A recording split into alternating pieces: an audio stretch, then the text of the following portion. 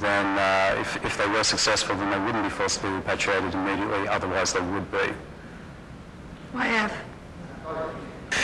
我想問即係你一方面你就話即係嗰啲政府我哋知道即係佢頭先講嗰個即係今次呢個 Is the interpretation getting through? No. It should be channel 2. channel Channel 2. Channel 3? Okay. YF, 即係 please. 政府今次即係呢個行動咧， 2. 政府呢個行動咧今次咧就 what about the volume? Yeah, okay. Okay, let's speak in English. Is it all right? Yeah, I've got it now. OK 即係政府今次行動咧，就即係我哋覺得到，即係佢頭先講嘅咧，同後來講嘅又唔同啦，即係變咗即係已經唔係幾得到人嘅信任啦。咁而家即係你講嘅咧，又講到即係嗰啲有份睇到呢件事發生嘅人，包含咗聯合國難民公署人咧，亦都好似唔係幾想做嘢，即係唔係好信得過咁樣。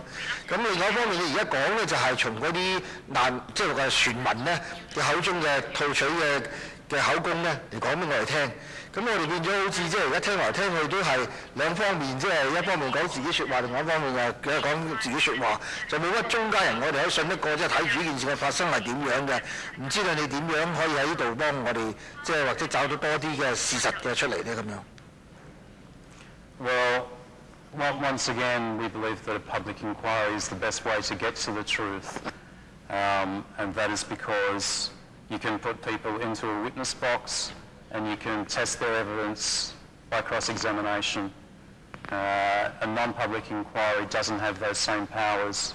It doesn't have the remedy of perjury laws to back them up, and that's why public inquiry is crucial. Thank you. Any more questions? If not, thank you very much, Mr. Brooke, for coming along. Thank you very much. Members will certainly think about the points that you've put across. Okay, thank you. Deliberation. Thank you.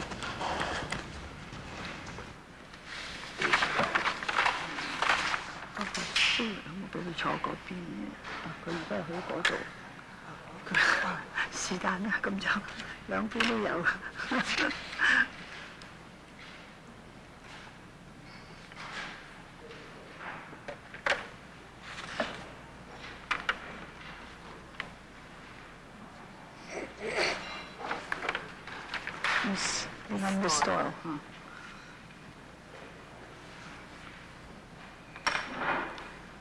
Mr. Rob Stewart and Miss Carrie Doyle from Refugee Concern.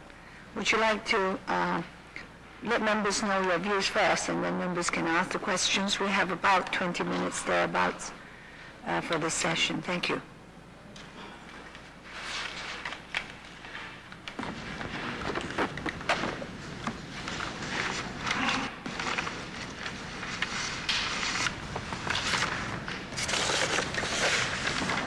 Good morning. Thank you for having us here. We hope that we can help all of you to elucidate some of the events surrounding the attack on Whitehead Section 7 this morning. We hope we can raise some important issues with you, as well as furnishing some information. In the wake of the action of Section 7, the first question to be asked is why? Why was there so much violence used?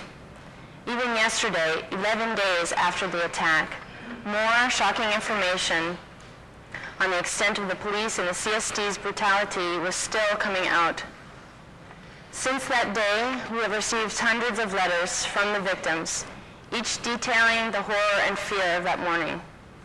We have talked to men who, with tears streaming down their faces, discuss the events, the unending volleys of tear gas.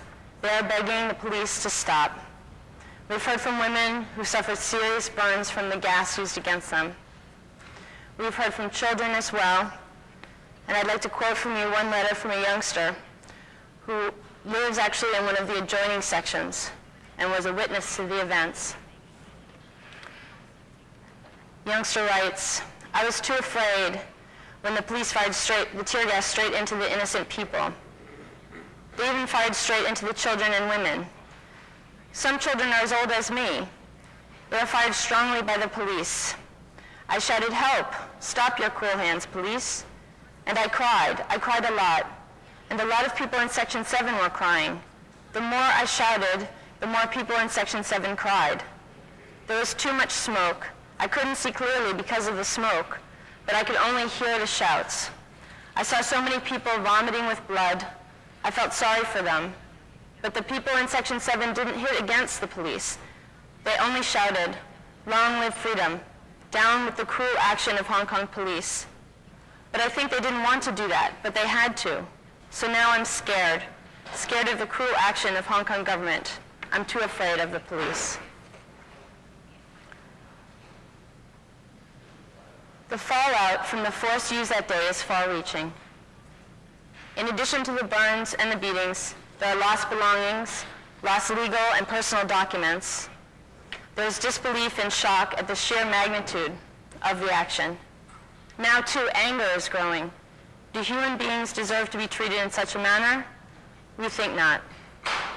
And the Vietnamese think not.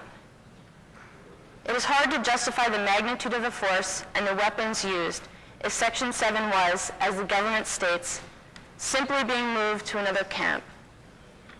A move would not require force in such large proportions.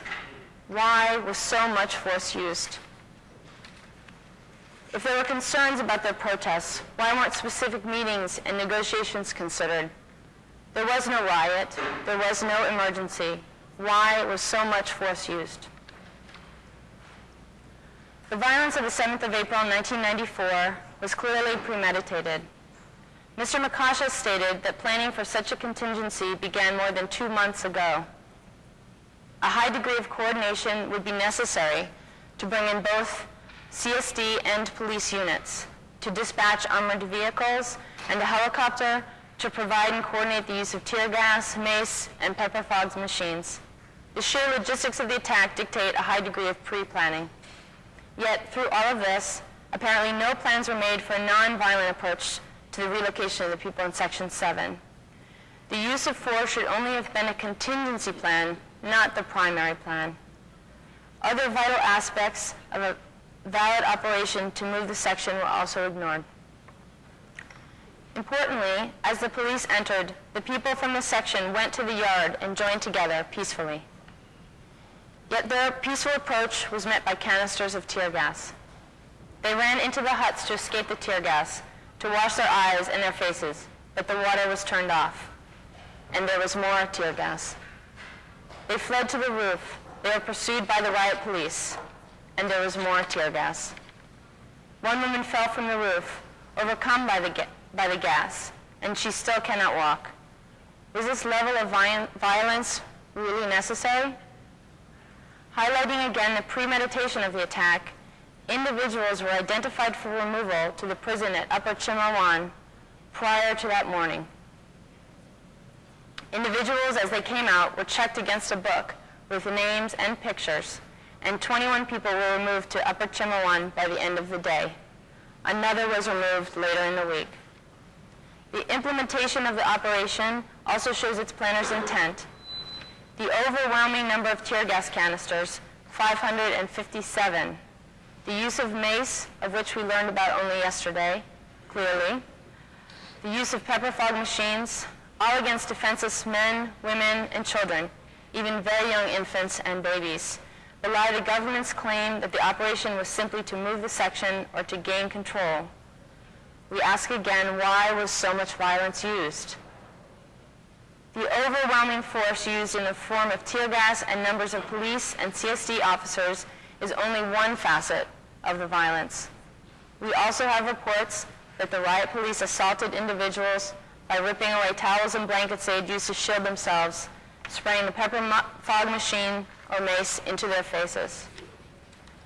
Many of the community leaders were removed and beaten in private CSD rooms before being transferred to prison at Upper Chimawon. Even when the people tried to leave the section, they were prevented. They were unable to receive medical attention at the clinic in Whitehead, and it does not appear that High Island was equipped for the onslaught of injured people, some 272 according to the government's latest figures. With so many injuries, some serious, it brings us back to our first question: why was so much violence used, and no plans made to deal with its aftermath? We also question why this section was singled out for such a highly organized invasion. It is our belief that Section 7 was chosen for two reasons. One, its people had consistently adhered to non-violent methods for expressing their concerns. Many are Buddhists and adhere to its non-violent tenets.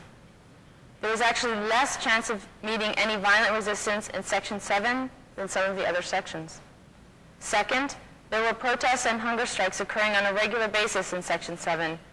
What a better way to quash the protests camp-wide than to pick on one of the strongest and most cohesive sections in the camp. While the planning for the paramilitary operation in Section 7 appears to have been extensive, no consideration was given to handling the injuries or the psychological impact of the operation. No one was treated in Whitehead. The high-end facilities appeared to have been seriously overwhelmed. Moreover, those people who were lucky enough to escape the burns and beatings of their neighbors are nonetheless suffering from psychological trauma. They ask in disbelief, why were they so brutal? We cried for help, asking them to stop, but they went on firing more and more. They were so inhumane and brutal. The overwhelming brutality of the 7th of April operation is clear. 557 canisters of tear gas were shot at the community in Section 7 over, according to the government's timetable, a 4-hour period. That's more than 139 canisters of tear gas per minute. Mace was fired at a point-blank range into the faces of individuals. A pepper fog machine was also used against the community. All of this against a non-violent group. There was no riot. There were no weapons brandished. There were pleas for the police to stop the tear gas barrage. There were pleas for independent monitors to ensure that the community was truly being moved and not forcibly repatriated. What is not clear is why the people who planned this attack felt that such a level of force was necessary. We believe that their true impetus was to terrorize Section 7, to assert their absolute authority, regardless of the consequences, to, can we say, encourage voluntary repatriation. The other message, which has been sent in other ways as well, the removal of hunger strikers to Victoria Prison from High Island South, the removal of leaders to Upper Chimawan from Section 1 and now Section 7. The message is, your peaceful protests will not be tolerated and you will be dealt with harshly.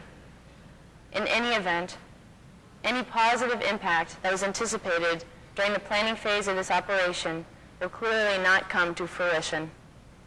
In fact, the attack has only served to increase anger and increase resistance amongst the Vietnamese residents.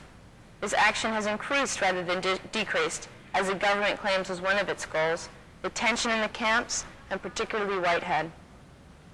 We would also like to point out that after this operation, the next one will, almost by necessity, have to be even more brutal.